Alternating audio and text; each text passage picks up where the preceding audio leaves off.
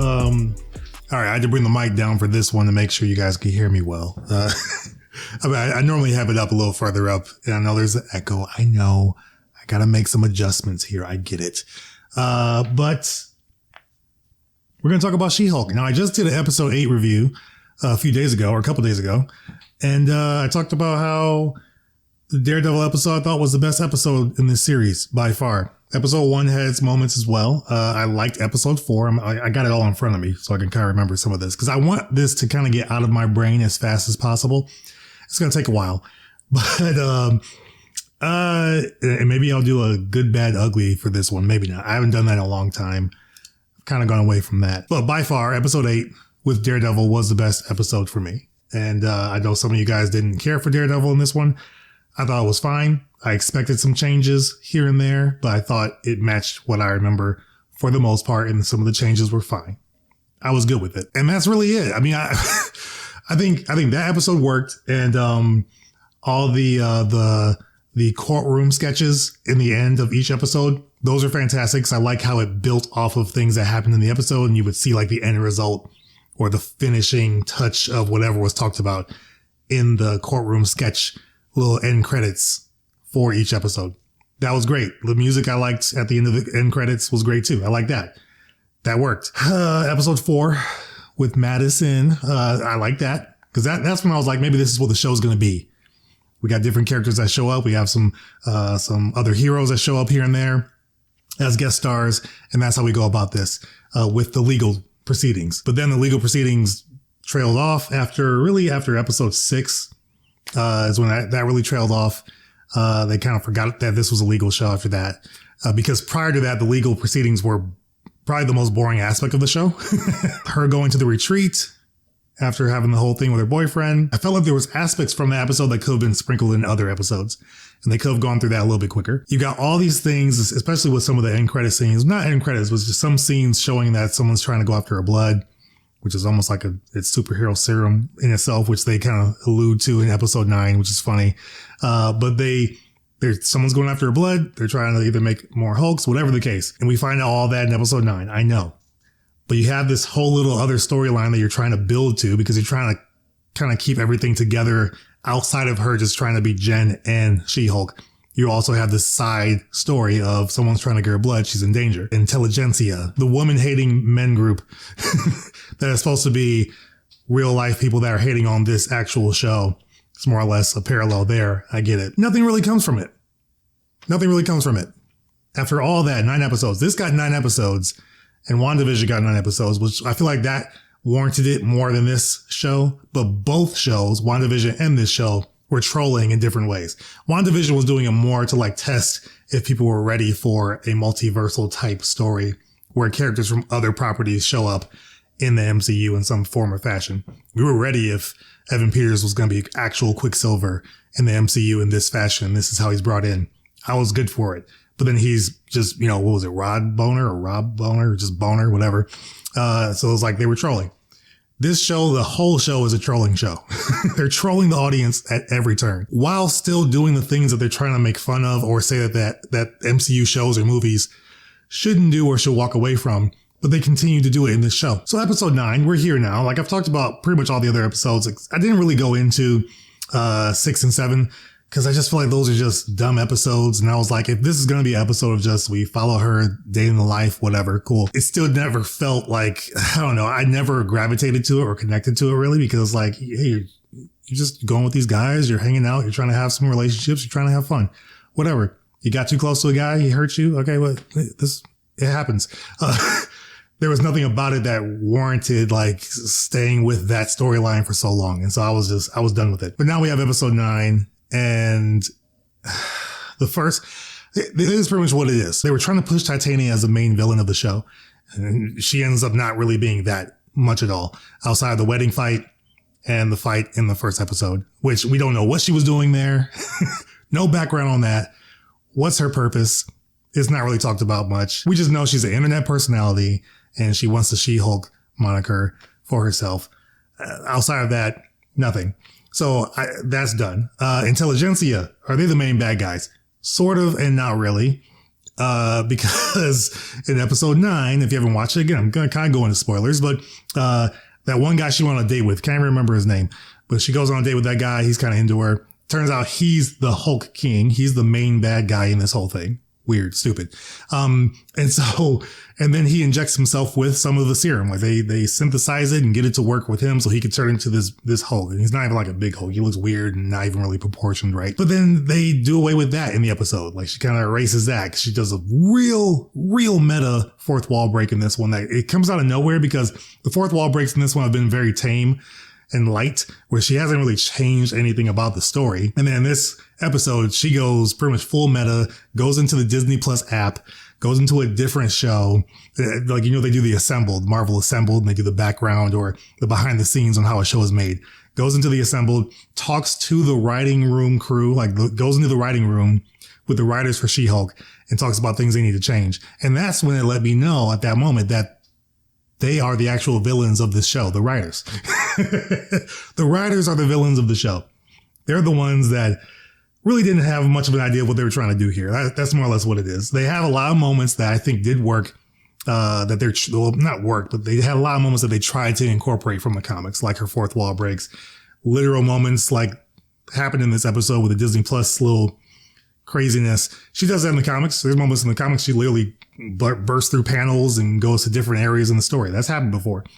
They do that here. Cool. But it was just so much so fast, and it wasn't warranted or earned because she hadn't done anything even remotely close to any of that outside of fourth wall breaks and talking to us. And we're used to that because of Deadpool, just from, you know, seeing that on the screen. But I believe she was the first to do that before Deadpool. Like her character precedes Deadpool, from what I understand. But so for her, it's not new, but for us, it is for her, for this character, because a lot of people maybe didn't read the comics. I didn't read a whole lot of She-Hulk comics. So for me, it was like I know what you're trying to do here, but it's just not working. I feel like they needed some better writers. But in this case, the writers were the main villains of this show. And it really showed out in episode 9 more than anything to me. A lot of these episodes just didn't matter. Like they were all one-off episodes to me. Like there were certain things that would kind of help it lead into future episodes, mainly everything dealing with She-Hulk, and Jen Walters. But it felt like the series wanted to be episodic and serialized at the same time. Like they wanted to have these standalone episodes, but also wanted to be serialized with the plot. And they would add in these little things about the whole blood scenario, or, you know, she's in danger in some way. But in the end, it matters not. It does not matter at all. And it's like you did away with all these things you were trying to plug in, which lets me know they were trying to keep multiple different types of viewers to keep watching. Because otherwise you would just say, hey, this is the type of viewer we're going for, whatever that demographic is, and that's who we're going to make this show for, and we're going to stick to it. Not we're going to plug in these other little things like WandaVision did too. We're going to plug in a lot of these different things, and we're going to just kind of keep people, you know, chasing this carrot, and hopefully they'll stay till the end. And when they do, yeah, we'll might have some people that are mad, but we got the views. We got that watch time hours in our app. Those Nielsen ratings they'll be all right because people are going to watch, but they'll be pissed.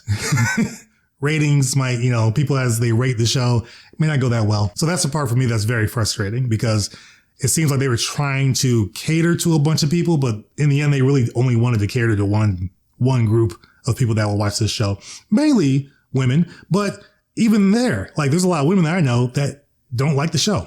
It just doesn't work for them either. So I'm like, who was this really for? Who was this show really for? Again, the only thing that worked for me with this show was Tatiana Maslany as She-Hulk. She was great the entire time.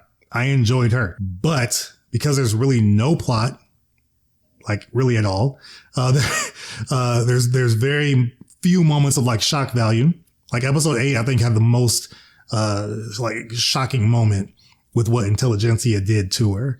Outside of we knew that, you know, the boyfriend took her blood and copied her phone, but also taping them while they're having sex, that was pretty messed up.